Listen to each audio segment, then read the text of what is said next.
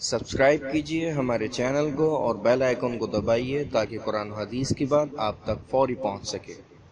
حضور فرمایا کرتے تھے اللہ نے دو خصوصیات مجھے عطا فرمائی ہیں، جعلت لی الارض مسجدا وطہورا، اللہ نے اس روئے زمین کو ہمارے لیے مسجد بنا دیا ہے۔ یہودی اپنی عبادت گاہ میں، نصرانی اپنی عبادت گاہ میں، دیگر مذاہب والے اپنی عبادت گاہ میں عبادت کرتے ہیں، مسلمان زمین کے ہر حصے پہ عبادت کرتا ہے، اسٹیشن پر بھی، گھر پر بھی، جہاز میں بھی، ریل میں بھی، پانی میں بھی، ہوا میں بھی، یہ ہر جگہ نماز پڑھ سکتا ہے۔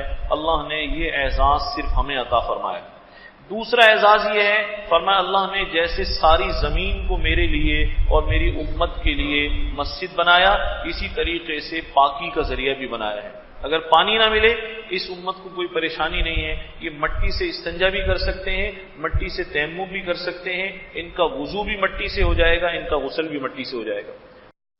امید ہے اس ویڈیو کو صدقہ جاریہ کے طور پر آپ لوگ ضرور لائک اور شیئر کریں گے، اور مزید پرسرار پہلوؤں کے بارے میں جاننے کے لیے ہمارے چینل کو سبسکرائب کریں۔ یا کچھ پوچھنا یا جاننا ہو یا کوئی مشورہ ہو ہمیں ضرور کمنٹس کریں یا ای میل کریں۔ انشاءاللہ پھر ملاقات ہوگی۔ السلام علیکم ورحمۃ اللہ وبرکاتہ۔